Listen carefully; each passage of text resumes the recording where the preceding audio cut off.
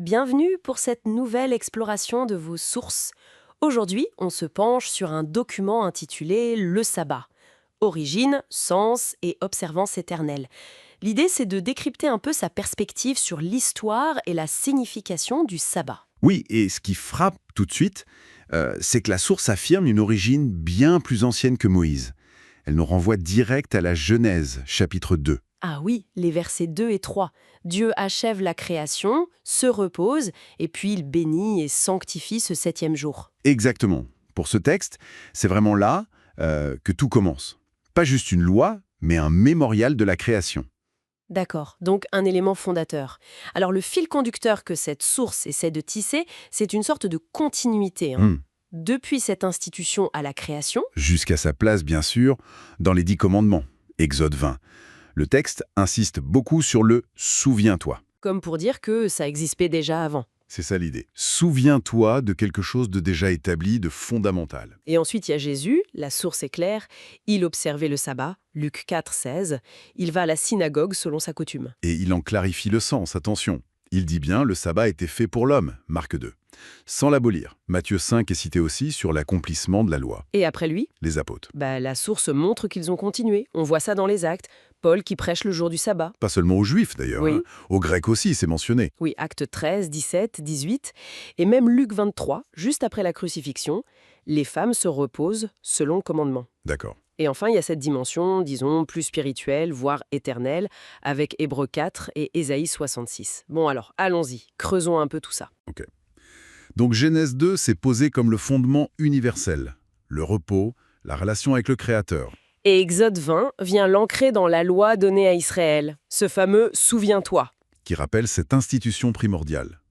Et la source souligne les buts. Repos physique, oui, mais aussi adoration et ce signe d'alliance. Elle cite Ésaïe 56, Ézéchiel 20 pour appuyer ça. Alors, comment ça s'articule avec Jésus? C'est souvent un point de débat, ça. Pour cette source, c'est très clair.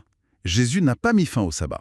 Il l'a vécu. Et quand il dit justement « le sabbat était fait pour l'homme », comment la source l'interprète? Pas comme une annulation, non. Plutôt comme une restauration de l'intention divine. Il corrigeait les traditions humaines qui étaient devenues un fardeau, pour retrouver le bénéfice pour l'humain. Une clarification donc, pas une abolition. Selon le texte, par les apôtres. Les exemples dans les actes, oui. Acte 13, 17. Acte 18.4 est intéressant. Paul s'adresse chaque sabbat aux Juifs et aux Grecs. La source utilise ça pour dire « Voyez, ça dépassait déjà le cadre purement juif dans l'Église naissante. Donc une pratique qui continue après Jésus, chez les premiers chrétiens, qu'ils soient d'origine juive ou non. Renforcée par l'exemple des femmes en Luc 23. » Tout à fait. Ce qui nous amène à la signification, disons, plus profonde et même future. L'Épître aux Hébreux, chapitre 4. Ah oui, le repos sabbatique. Exactement. Le texte interprète ça comme désignant, bien sûr, le repos de la semaine, mais aussi comme un symbole du repos spirituel en Christ. Un repos qui demeure pour le peuple de Dieu. Et ça va même plus loin avec la fin du livre d'Ésaïe, chapitre 66. Oui, cette prophétie assez incroyable. Dans les nouveaux cieux et la nouvelle terre, où toute chair viendra adorer Dieu. De sabbat en sabbat.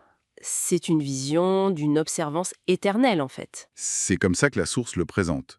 Une portée universelle et définitive. Bon, alors si on résume la thèse de cette source, le sabbat naît à la création, il est inscrit dans la loi, Jésus l'observe et en restaure le sens, les apôtres continuent, y compris avec les non-juifs, et il a une signification spirituelle qui pointe vers Christ et même vers l'éternité. C'est une bonne synthèse, oui. Et ça nous laisse avec une dernière pensée, tirée directement de cette lecture d'Ésaïe 66, verset 23. Laquelle?